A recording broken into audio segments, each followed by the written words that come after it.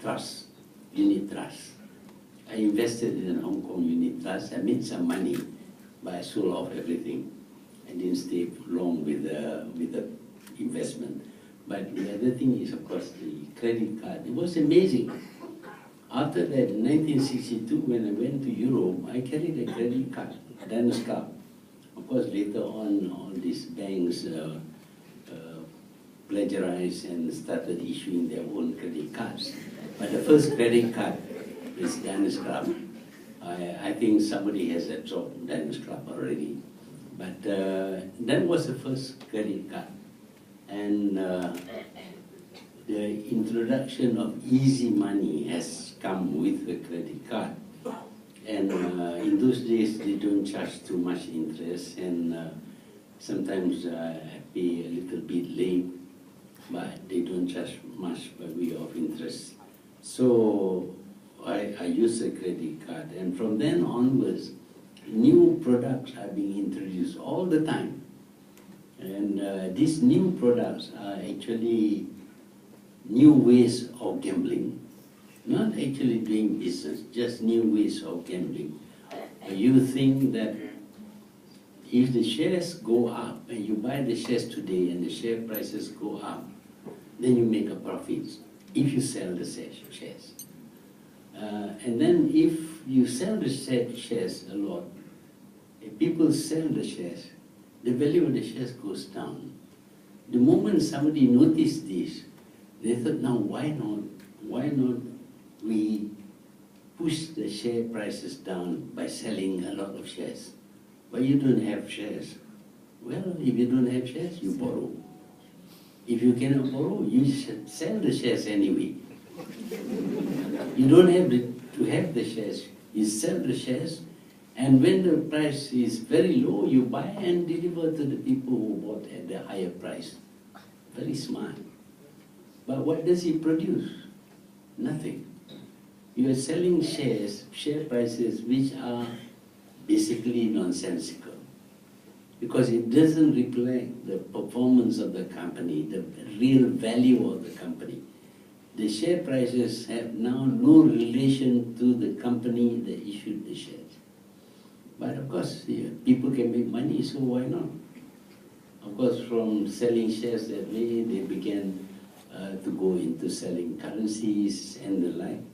And currencies are not commodities. You sell coffee, okay. If you cannot sell anymore, you just roast the coffee and drink until you die. But when you sell currency and you are landed with 1 billion Malaysian ringgit, what are you going to do with the currency?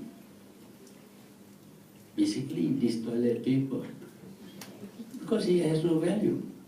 I mean, somebody put some pictures of somebody there and you call that currency.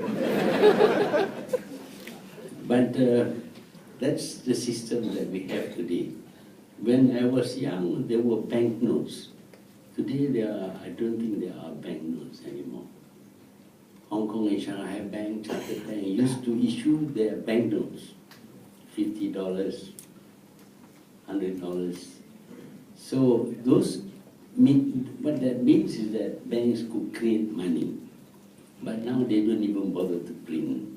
You just enter figures into their books, and that's money. Just figures. So you can write even more figures. The strange thing about the system of figures, Roman figures that we use, is that when you add nothing, you get something. You know, if you have $100 and then you add 2 zeros to $100, how much does it become? 10,000. 1,000 or 10,000? You add nothing and you get something. This is banking. You can add any number of zeros. The big figure becomes big and it's supposed to mean more things, but actually it is nothing. You're adding nothing. You're adding zero. So that is the system that we use today. And clever people can abuse the system. And see, after all, when you write some figures, you just add 2 zeros or 3 zeros more, and it becomes much more valuable. So the system of banking, actually, if I may say so, I think you know about the history of banking. Before banking, before Rothschild, you know, he is a Jew. And Jews used to lend money. You know about Shylock, who lent money and said that you can't pay, you will have a pound of his blood and things like that. All that story you know. But money lenders could not create money. They can only lend the money that they have. If they don't have the money, they cannot lend. So this limits the capacity to lend money. And because of that, and because the demand for money, for capital is greater than the amount of money available, Rothschild came up with this idea of a bank. What is known about the bank is that the bank can lend you money. What is not spoken about the bank is that the bank can create money. They can lend more money than they have. Am I right?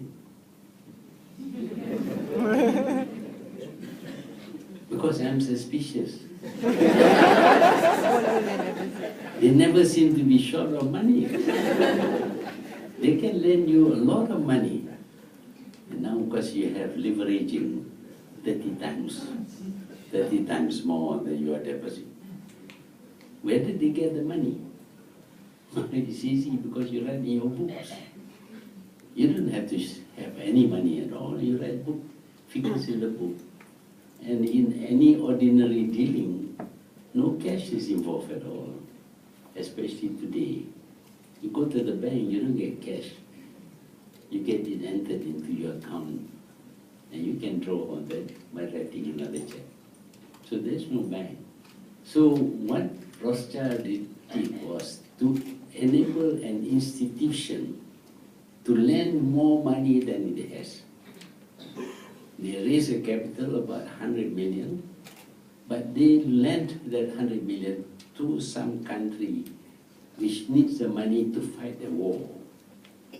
But they still could lend another 100 million.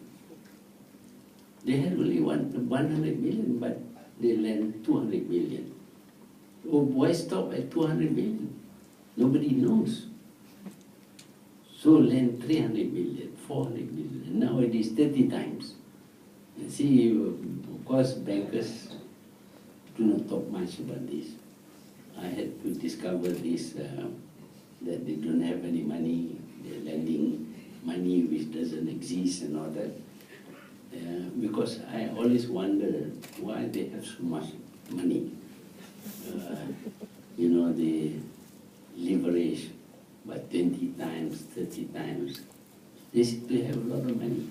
The first thing that a bank, once you start a bank, the first thing that it does is to build a big building.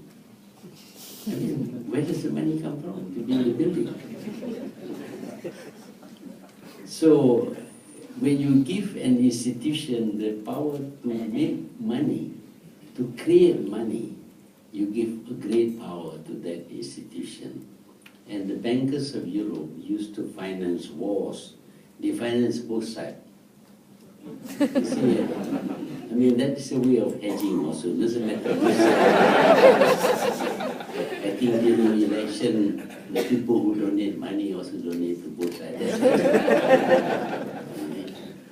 So the banker never lose money. It doesn't matter. Whichever one side wins, they can collect money, more money than they lend. So this power to create money can be abused. And what we are seeing today is many ways of abusing the power to create wealth, to create money and create wealth. We need the credit, we need to have the capital, because business is expanding all the time. It's expanding